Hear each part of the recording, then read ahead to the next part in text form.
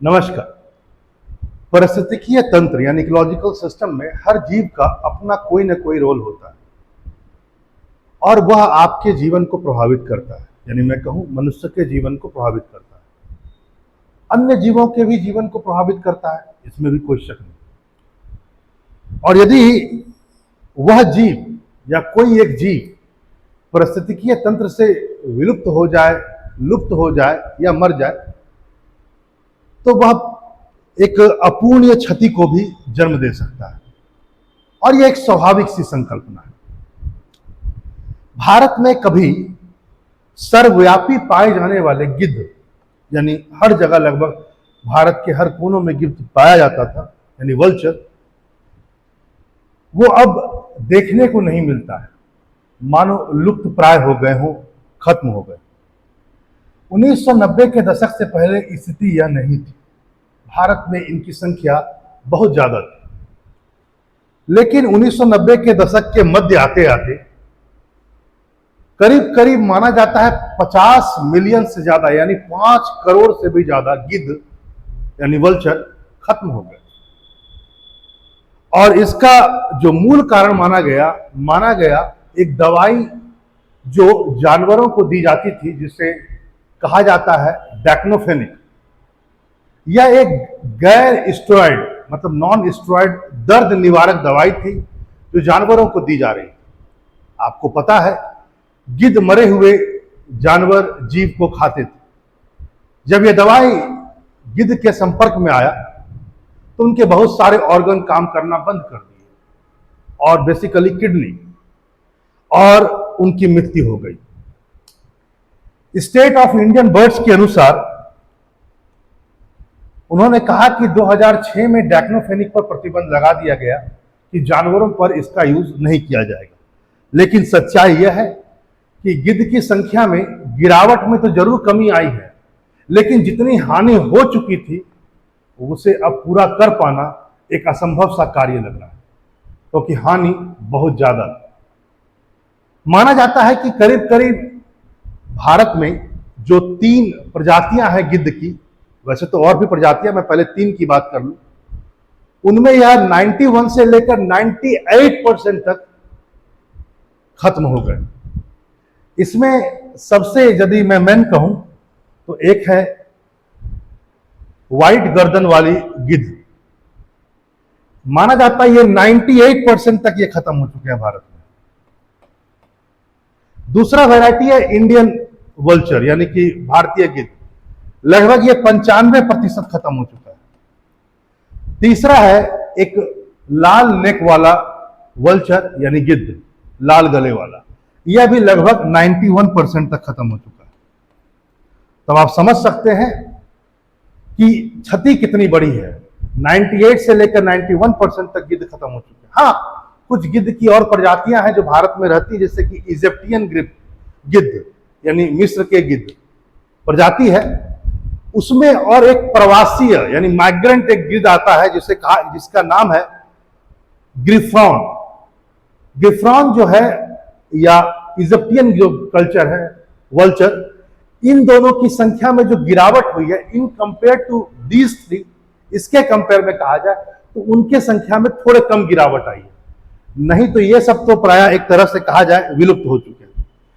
गिद्ध यदि कहा जाए तो यह एक मैला ढोने वाला पशु है।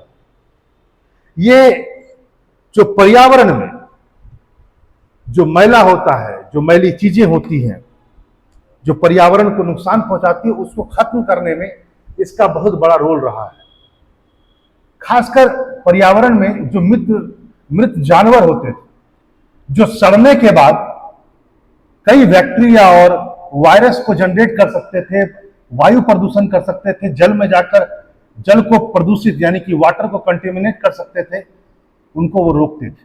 क्योंकि गिद्ध में यह खूबी है कि वो मृत जानवरों को बहुत कुशलता पूर्वक और बड़ी सफाई के साथ वो खा जाते थे। इससे क्या होता था कि वातावरण, पानी में और कई प्रकार के जो और क्षेत्र है वहां पर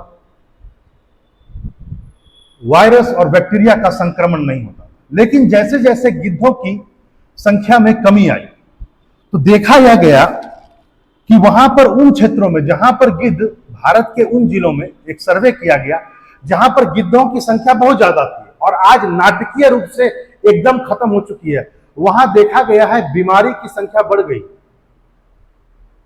और मृत्यु की संख्या बढ़ी है। सबसे बड़ी बात 4% बोला गया है कि 4% मृत्यु दर बढ़ गया है। जिन क्षेत्रों में गिद्ध कभी बहुत ज्यादा थे अब नहीं है। यहां पर आप बोलेंगे सर और क्या बातें, समझ में बहुत कम आया। देखिए एक बात जानिए,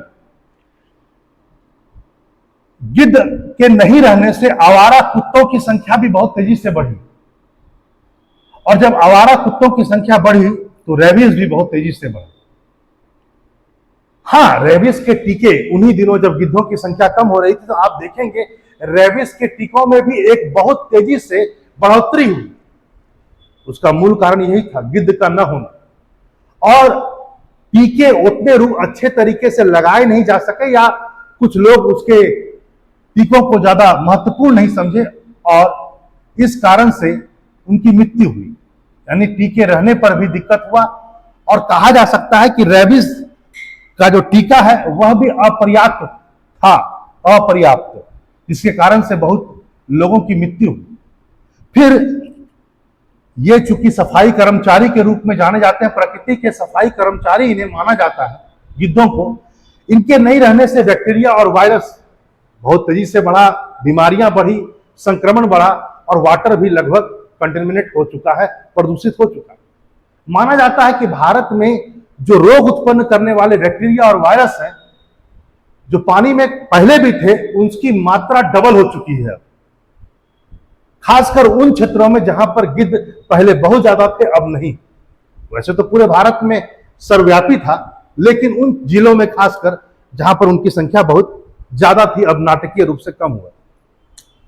यहां पर आप इस बात को भी जानें, वह यह है कि एक आंकड़ा आया है कि करीब करीब 2000 से लेकर के 2005 तक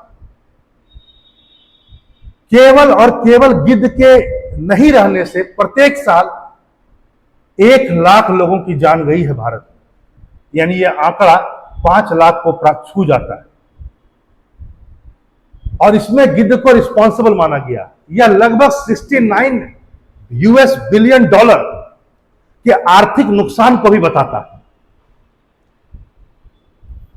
यहां पर एक बात और भी आप समझें कि केवल यह नहीं है कि केवल एक रसायन जिसको आप कहते हैं डायक्लोफेनिक, उसी ने केवल गिद्धों की संख्या कम की और उसका प्रभाव मनुष्य पर भी पड़ा और मनुष्य लगभग मृत्यु दर तो बढ़ चुका है और 5 लाख लोगों के आसपास मरने की संभावना व्यक्त की गई है कि गिद्ध के नहीं रहने से हुआ। लेकिन और भी कारण रहे गिद्ध के नहीं रहने से। एक तो गिद्ध के नहीं होने का और भी कारण है, इसमें है प्राकृतिक आवास की उनकी कमी, वन्य जीव व्यापार और क्लाइमेट चेंज, जिसको आप ग्लोबल वार्मिंग भी कहते हैं, यह भी एक बहुत बड़ा कारण है। बहुत सारे संरक्षण के प्रयास किए जा रहे हैं भारत में, गिद्धों को दोबारा से बसाने की प्रयास की जा रही है, लेकिन अभी भी बहुत चुनौती है भारत में। और यह चुनौती डायक्लोफेनिक के रूप में नहीं है, कुछ और रूप में भी। इसमें सबसे बड़ी जो चुनौती है वह कही जा रही है उनका खाना, क्योंकि वह गले सड़े जानवरों के शव खाते थे, उसकी संख्या बहुत ज्यादा कम हो गई क्योंकि अब ज्यादातर दफनाने का कॉन्सेप्ट बढ़ता जा रहा है और इस कारण से वल्चर को अब वह खाना नहीं मिल पा रहा। दूसरा पॉइंट, जो आवारा कुत्तों की संख्या इनके कारण से बढ़ गई है, वह इनके बहुत बड़े प्रतिस्पर्धी हो गए। वह भी उसी ताल में रहते हैं, खाने के ताल में, तो जहां पर ये है वहां पर वह भी है, तो इनको एक बहुत कड़ी प्रतिस्पर्धा का सामना करना पड़ता है, इस कारण से उनकी मृत्यु भी हो जाती है। यहां पर इस बात को भी आप समझें कि माइनिंग इंडस्ट्री वह भी एक बहुत बड़ा हर्डल बन रहा है गिद्धों के दोबारा संरक्षण में, क्योंकि माइनिंग इंडस्ट्री ने कहीं ना कहीं उनके प्राकृतिक आवास को लगभग समाप्त कर दिया। अच्छा, यहां पर आप इस बात को एक और जाने कि ठीक है, गिद्धों की संख्या यदि कम हुई तो आवारा कुत्तों की संख्या बढ़ गई, वाइस वर्सा था, लेकिन और आवारा कुत्ते भी उसी मरे सड़े जीव को खा रहे थे, जानवरों को, लेकिन वह इतनी सफाई से नहीं खा रहे थे जितनी सफाई से गिद्ध खाते हैं। उनकी सफाई से नहीं खाने के कारण बैक्टीरिया और वायरस अन्य क्षेत्रों में पहुंचा, जिसने बीमारी को उत्पन्न किया। तो आप समझ सकते हैं कितना नुकसान। अभी तक माना जाता है केवल 2000 से लेकर 2006 के बीच में भारत को 69 बिलियन आर्थिक रूप से नुकसान हो चुका है, 5 लाख लोगों के मरने का। चलिए फिर से मिलते हैं नए टॉपिक के साथ। नमस्कार।